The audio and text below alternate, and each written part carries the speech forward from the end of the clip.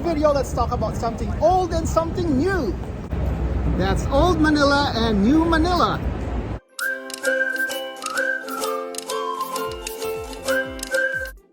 Intramuros, or the Walled City, is one of the oldest districts of Manila, built by the Spaniards on the south bank of the Pasig River around 1571. It became the center of religious, political, and military power, and the total area is about 66 hectares and it contains many important structures. Intramuros defied and repelled numerous attacks throughout history, and today this is the only district in Manila that has been successful in keeping its old Spanish-era look. Let's now visit the historic attractions in Intramuros and the nearby areas. Our first stop is Fort Santiago, which was built in 1571. Fort Santiago is a defense fortress located in Intramuros.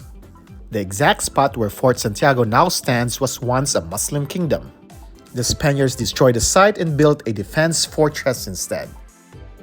Dr. Jose Rizal is one of the Philippine national heroes and was imprisoned here before his execution in 1896.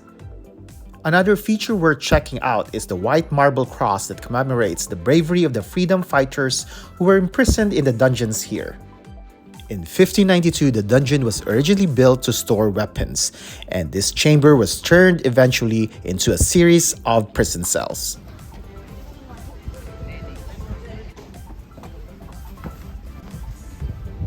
Ay, modern. Malamig. In 1945, following the liberation of Manila during the Second World War, the U.S. Army discovered 600 corpses inside the dungeon.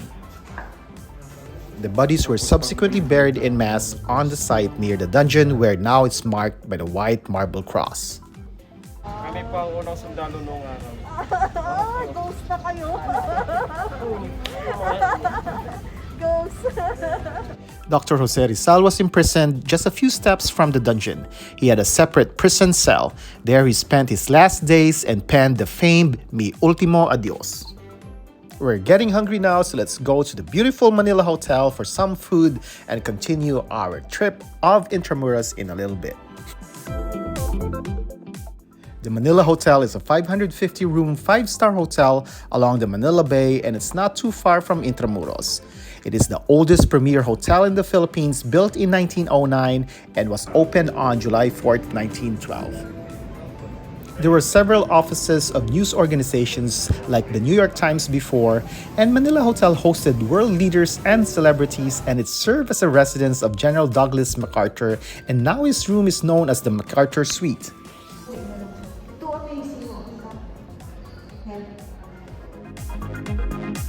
The hotel has 3 restaurants, and this is the Cafe Ilang Ilang, known for its international buffets.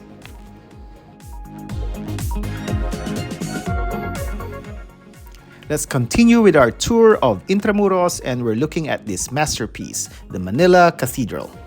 It was built from 1954 to 1958, and the cathedral serves both as the prime basilica of the Philippines and the highest seat of the archbishop in the country. The main facade of the cathedral is adorned with statues of famous saints sculpted in Roman travertine stones.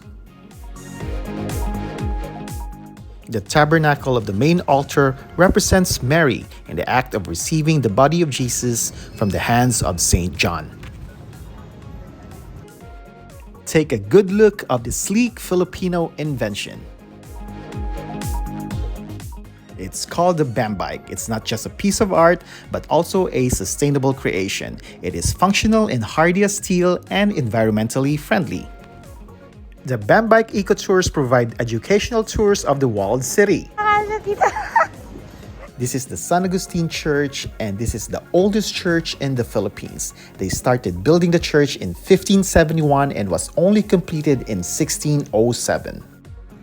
It is now recognized by the government and UNESCO as a historical landmark after it was rebuilt 3 times due to man-made and natural disasters.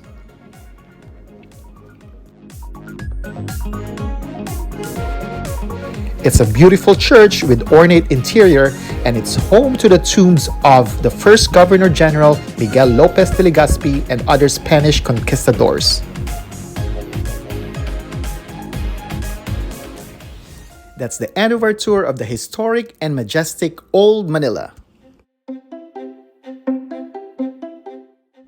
And now we're taking a tuk-tuk as we move forward and witness the spectacular New Manila. There are various cities or districts that are considered New Manila, but for me, the ultimate and my favorite part of New Manila is Bonifacio Global City or BGC. BGC was a military base, but now it's known as a world-class business and residential center. This is the Bonifacio High Street, which is the core of the BGC, wherein you could find high-tech offices, residential buildings, museums, and lots of parks.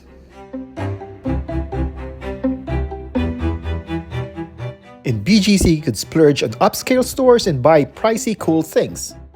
Or stretch your budget and still buy inexpensive but still cool stuff. BGC has a medical center and several major educational institutions. When strolling around BGC, you could often find fancy, luxurious cars. But if you like, you could also enjoy a habal-habal ride and breeze through the crazy traffic of Manila. You'll never go hungry here. You have the option to eat in some fancy restaurants or have some Filipino classic like kwek-kwek, lugaw, or fishball at a food kiosk at a fraction of a cost. When I'm in BGC, I like to check out the bars and lounges in hotels. This is the lounge at the Grand Hyatt, and this is my favorite for now because of its stunning views, especially at night.